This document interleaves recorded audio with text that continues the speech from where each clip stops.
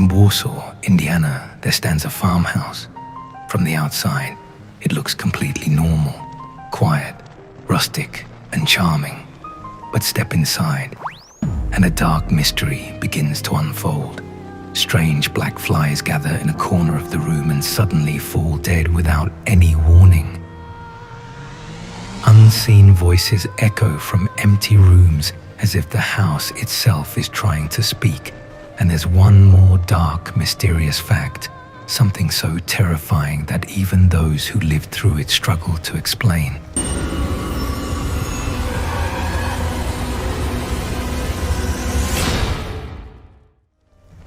You may have seen this story dramatized in the A Haunting series, but the woman at the heart of it all, Jennifer Patterson, came forward herself and bravely told the full truth. Tell them my story, but then to have them make it so dramatic and dramatize it. And, it was almost like they were cutting and piecing my words together and saying that I didn't care.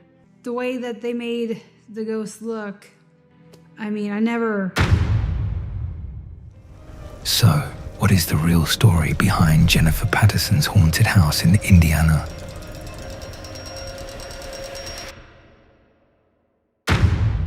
The year was 1973, and Jennifer's excitement was at its peak as she threw a small housewarming party with friends and family. Everything seemed perfect. The air was light, the night warm, and everyone celebrated what was supposed to be a new chapter of hope and happiness.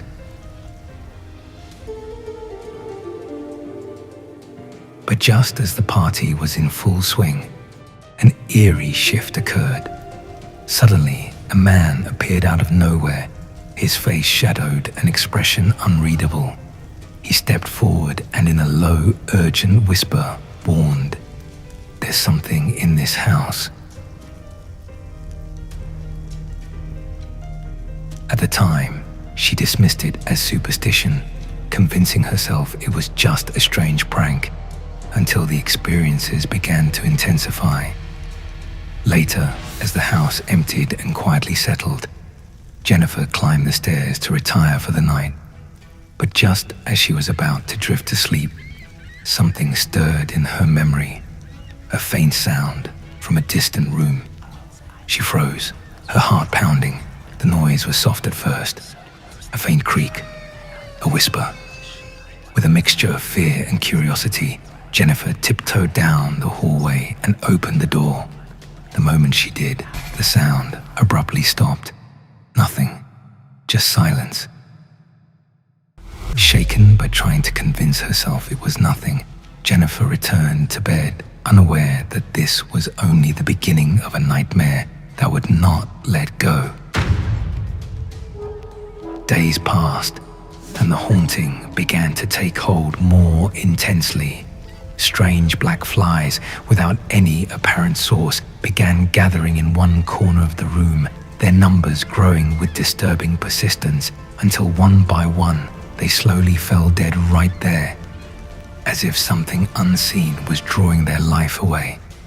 Jennifer would smell the faint, sickly odor of aftershave filling the air, though no one else used such a scent. Cold drafts would ripple through the house, brushing past her skin with an unnatural chill that no heater or open window could explain. One afternoon, while working in the quiet solitude of the farmhouse, a voice, a low, haunting whisper, called out to her from the basement. At first, Jennifer thought it was her imagination, but the voice was clear, deliberate. It called again. Her pulse quickened. Trembling, she followed the voice's direction, but refused to proceed any further. She stopped at the bottom of the stairs, her fear paralyzing her. The voice continued, growing louder, more desperate, almost pleading. Weeks turned into months, and the strange events only grew worse. Eventually, Jennifer's love story took a curious turn. Her partner, a kind-hearted man, who was unaware of the farmhouse's growing darkness, moved in with her. Their bond deepened, and they got married. A child was born, a bright spark of hope amidst the growing shadow. But even the child was not spared.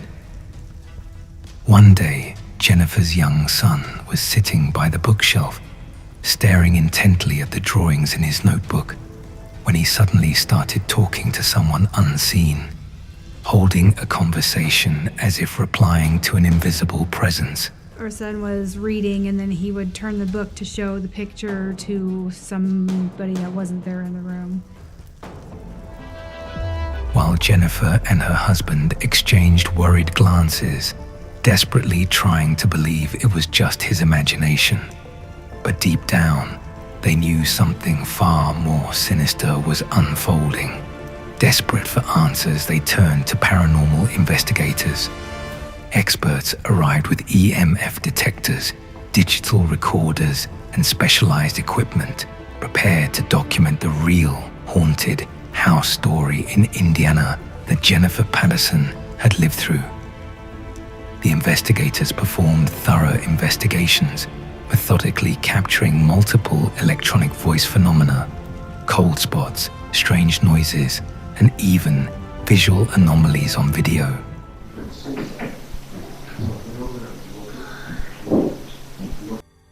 Yes. Twice on the floor for now. The investigators, through continuous probing and communication attempts, managed to confirm that the haunting presence was indeed real, not fiction, not exaggerating, just raw, undeniable proof. Every captured sound, every unexplained shadow lent credibility to Jennifer's terrifying experience. And then the truth began to unravel. Through her research and the investigation, Jennifer discovered the identity of the malevolent spirit, Eli Jones, the former owner of the farmhouse.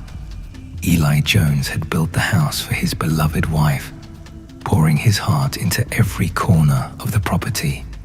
But tragedy had struck. His wife died prematurely, and Eli, devastated beyond reason, couldn't let go of his grief.